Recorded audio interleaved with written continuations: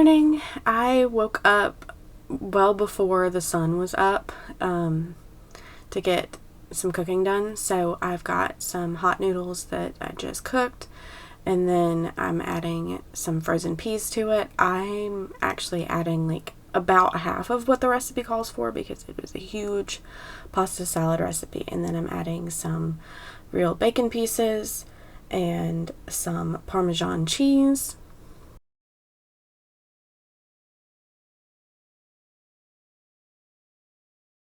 And then you'll see me throw the dressing together in a minute. It's going to be 3/4 cup of mayonnaise. I was struggling. I'm probably going to go back to buying the jars of mayonnaise because I couldn't get all the mayonnaise out of these.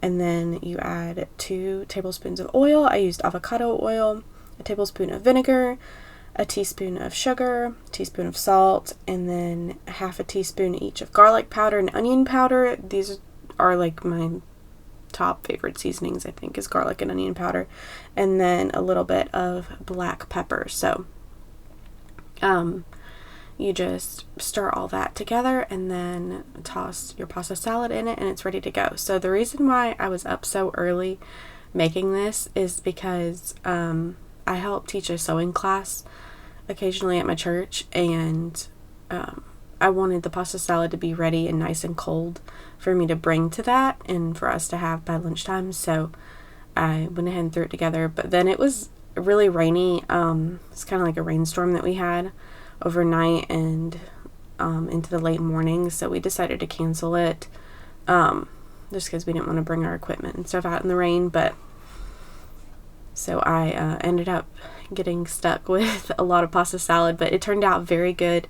And whenever you put the frozen peas into the hot pasta, it almost instantly thaws out the peas, because whenever I went to test taste it, the peas were not frozen anymore at all.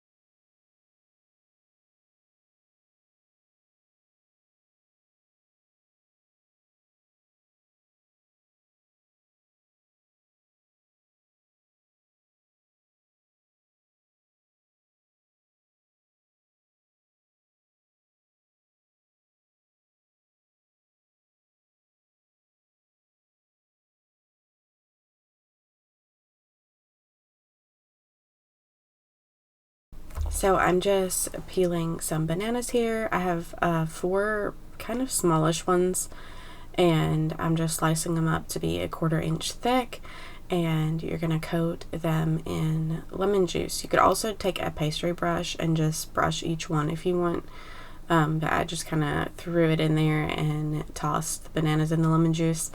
And I have my dehydrator right beside of me. You could also do this in the oven if your oven temperature goes low enough. So anyway, you're going to put your bananas on your dehydrator sheets and then dehydrate them at 135 degrees for 12 hours is what all of the recipes said that I looked at, and I'll leave one linked for you. But mine had to go for about 30 hours. I had to run it on 2 12-hour increments, and then I ran it for even longer than that, and then I let them sit, and they seem to get crispy once I just let them sit with the dehydrator off. So maybe that's just what they needed, but that's just a forewarning if you decide to make banana chips. And then we're going to be dipping these and making a nice little snack out of these. This was my husband's idea, so the snack was for him.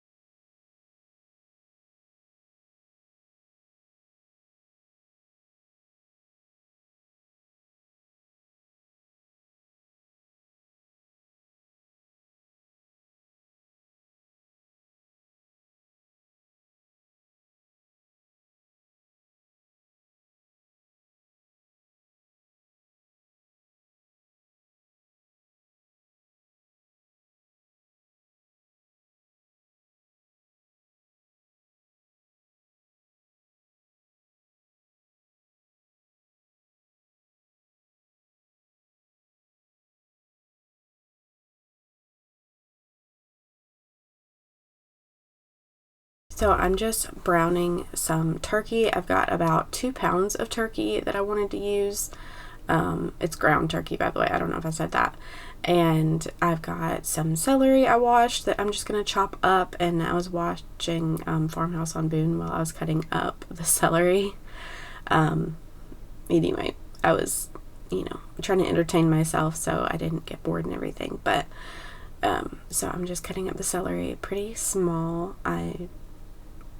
But it's going to cook down because this is going to be a crock pot meal. So once I have that all chopped up, I'm going to chop up an onion too and throw that in the crock pot.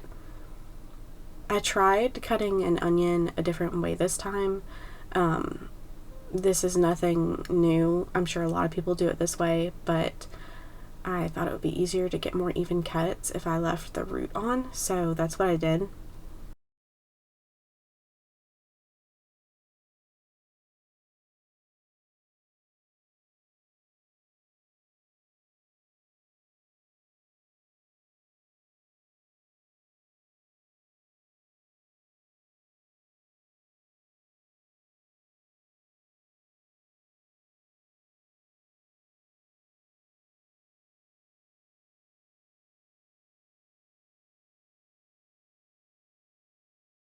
So I have canned chicken broth, and it really ended up turning more like chicken bouillon because it has all that thick collagen and stuff in it. That's why it looks chunky, but I had a can of that, so I poured that in and then used the same jar to cover everything with water, just because I wanted the vegetables to cook down well. And then I had actually forgotten to cut up some potatoes for this. So my goal for this was to make it into like a turkey stew. My husband's not very big on soups because they're not as filling. But if I make it into a stew, he is all about it. So I'm cutting up 2 like medium-sized red potatoes, and that's all we needed. They go pretty far. I love potatoes. They're great. So after I browned the turkey, I add that in there, and you'll see me add a few things to it later. And then I had it on low for a while, but the potatoes did absolutely nothing. So I turned it on high for a few hours. So just so you know.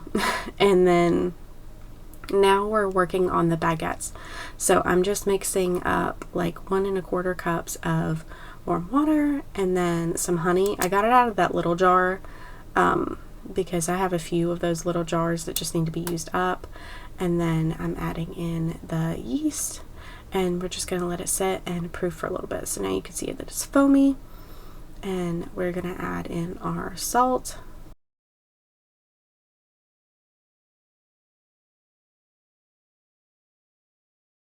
And then we're going to add in 2 1/2 cups of bread flour, and then 2 tablespoons of olive oil, or in my case I used avocado oil. It's just easier than keeping like both on hand all the time.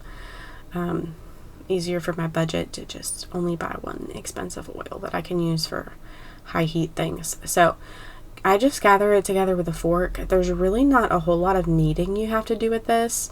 That's one of the reasons why I like it so much, and we use it like on the side of dinner. Like we had it with our stew, and I forgot, this is the day before Valentine's Day, and I totally forgot to like film everything, like the bread cut up and then the stew, your bowls, but whatever. You do get to see like how it looks in the end. You just don't get to see the presentation of it, so it's fine. But because we were celebrating Valentine's Day the day before, so that's why I say that. Anyway, and then I'm just going to gather it together, make sure it's not too sticky.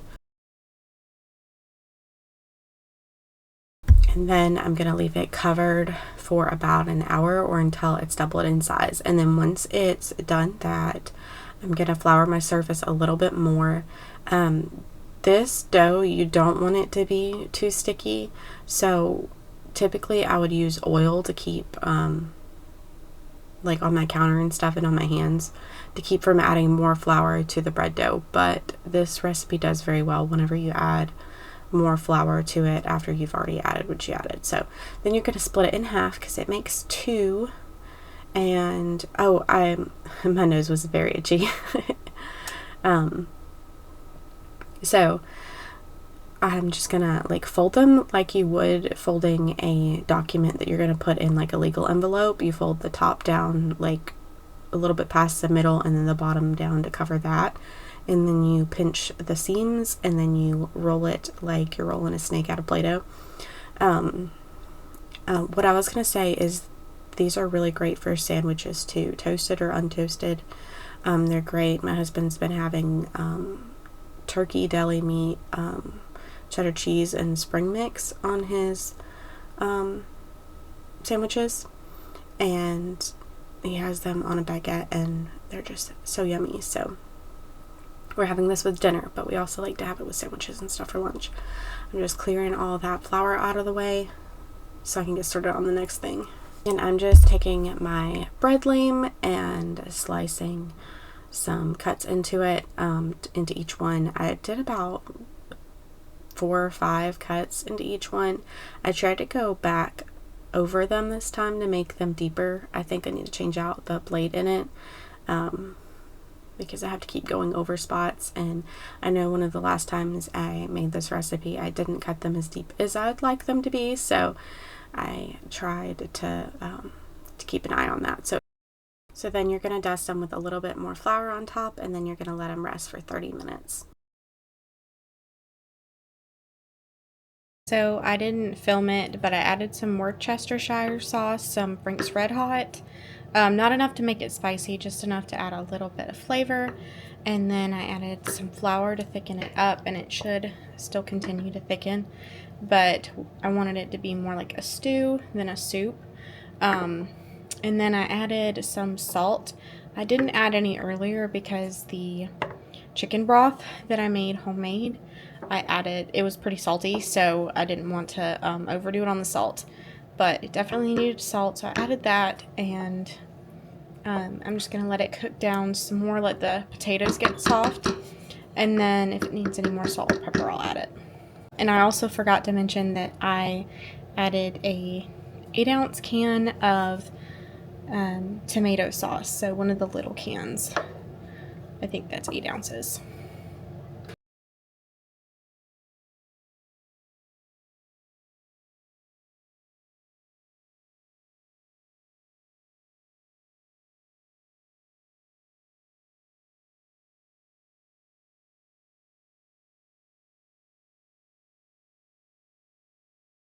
Hey, so it is the next day, if you couldn't tell. Got some almond bark and got some Werther's Original Soft Caramel. Had these for forever, but they're still fine.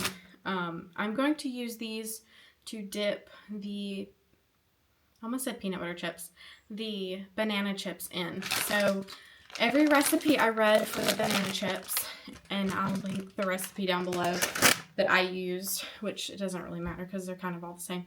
Anyway, every recipe I looked at for the banana chips said that they would take 12 hours.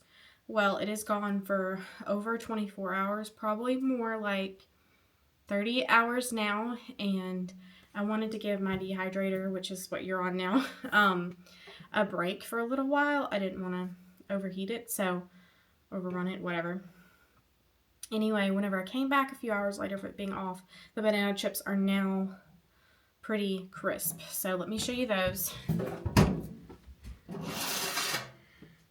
Here are our lovely banana chips. That's a good one. So this should have a snap now. Yep, it's a perfect snap. And they're crispy. They taste pretty good because I had to put lemon juice on them so that they wouldn't brown. And so it has that like tangy flavor from the lemon juice. So I've got 2 of these. In the future, I will probably do more than 2 trays. But I only had 4 kind of smallish bananas. So that's just what we're working with. And my intentions are to dip these in chocolate, and then I've got some parchment paper down here that I'll show you that, did I say dip these in chocolate or dip these in parchment? I'm going to dip some of these in just plain almond bark and then dip some in the caramel first, if it works out, and then chocolate because the caramel is not going to set up. So I think that's what I'm going to do. I think I'm just going to dip the bottoms and leave the top open. And then William said something about he wants like flaky sea salt on them, so I'll also do that. If you are like me and you have a soy allergy, you can buy the allergy-free chocolate chips. Nestle sells some. Azure Standard sells some. I'm sure you can get other brands. You can get those. In fact, let me get a pack. Get these kind of chocolate chips and then melt them with a little bit of coconut oil. The coconut oil is going to help it melt better and then set up better. But I've noticed that every time I use coconut oil, sometimes I just add too much. Like I want it to be like a thinner, runnier chocolate, and it just doesn't work out. Whenever it goes to set back up, they have to like stay in the refrigerator or freezer. So just so you know, if you use coconut oil and chocolate, you might have to keep it in the fridge or freezer. So I'm gonna put these up. We're just doing the almond bark. I'm probably gonna have a couple with the almond bark myself. My husband requested this snack, so I'm not too worried about these little tiny things being coated in a specific kind of chocolate. My soy allergy is not anaphylactic. It just gives me really bad stomach problems. So if I want to try one, I think I'll be fine. I might get hate for that, but anyway, I'll move on. Our hearts beat to the city streets. We began to feel the fire. We rise like tall buildings as the chemicals they take us higher. The night's young and it's just begun as she puts her hand in mine. We wanna chase the night, wanna dance to the light, pull stars from the sky, just two hearts running wild. Never sleep, never stop, as we shout from the top. We're gonna be two hearts running wild.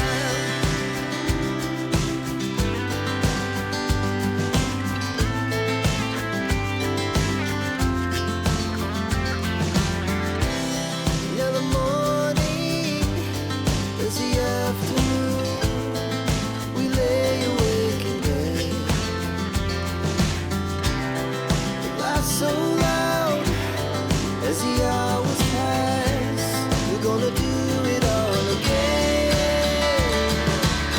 We wanna chase the night, wanna dance to the light, pull the stars from the sky, just two hearts running wild. Never sleep, never stop, as we shout from the top.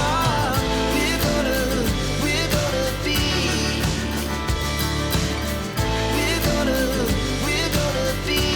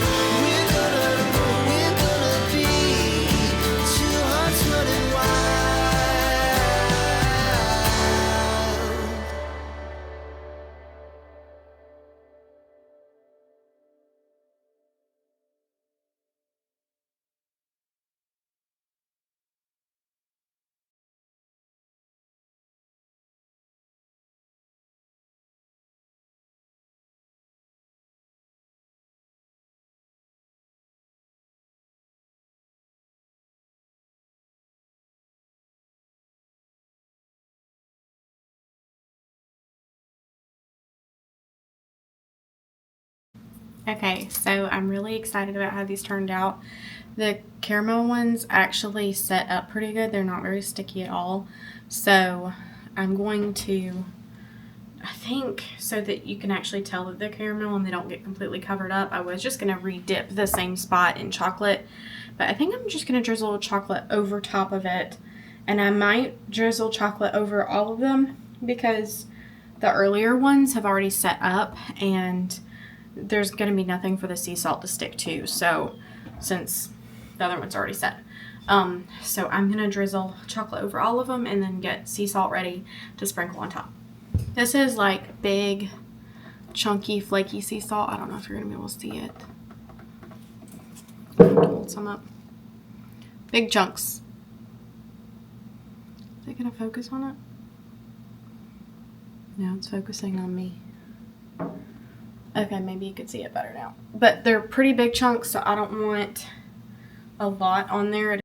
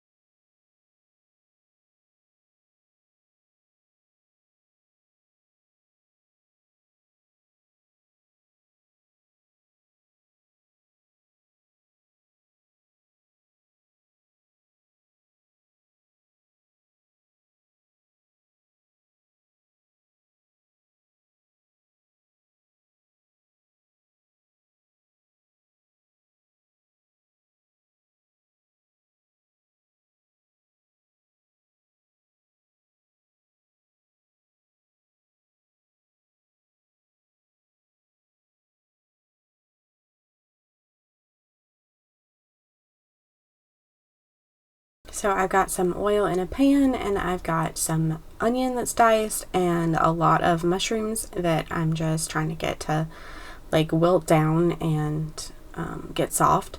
So I am making egg rolls. This I think was my favorite recipe. They were so easy. And I season them with cocoa aminos, so it's a soy alternative. Soy free. Yeah, soy free. Anyway, it does not have soy in it, and it's made from coconuts. So I am putting some spring mix in here. It's got like spinach and arugula and all that good stuff, and I'm just wilting this down. It looks like a lot, but it wilts down a lot. See, that's the same pan. And I had pulled some rotisserie chicken off the bone and had it in this bowl. I ended up with extra rotisserie chicken because I bought one and then my parents kindly gave us one as well. So I was making a lot of meals with rotisserie chicken in them. So I mixed all that and then salt and peppered it and then added plenty of coconut aminos, and then you'll see me assemble them into the wraps.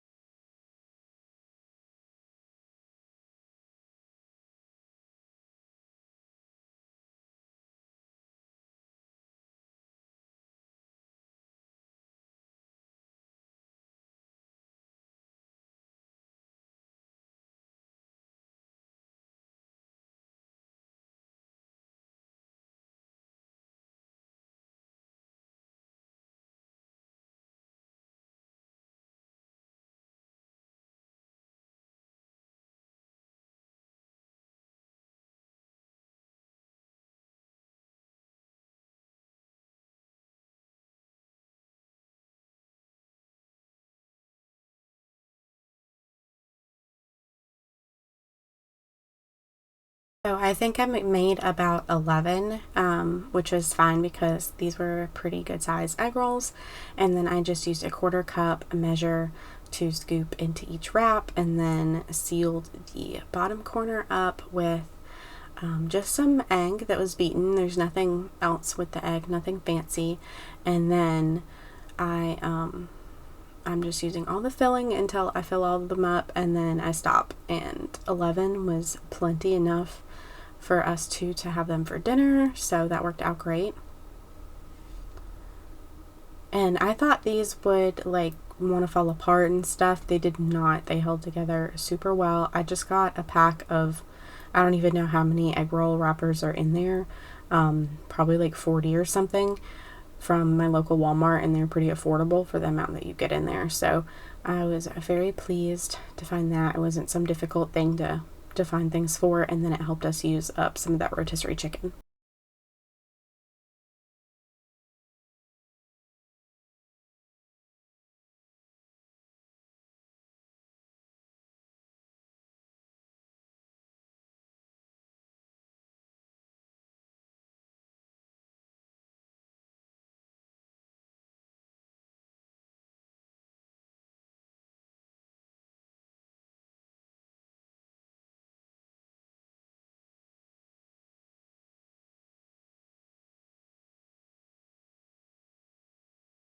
Then I fried the avocado oils in like 350-degree oil thereabouts. I just made sure it was hot and didn't get too hot, and they weren't browning too quickly.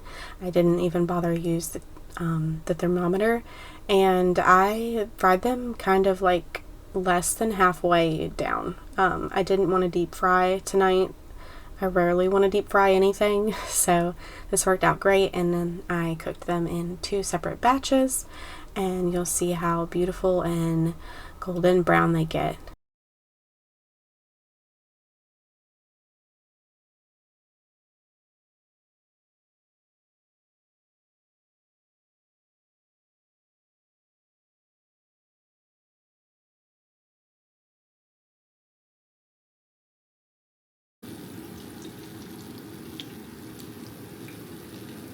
And this is how the egg roll looks inside. It looks so good, and I'll see y'all next time. Bye.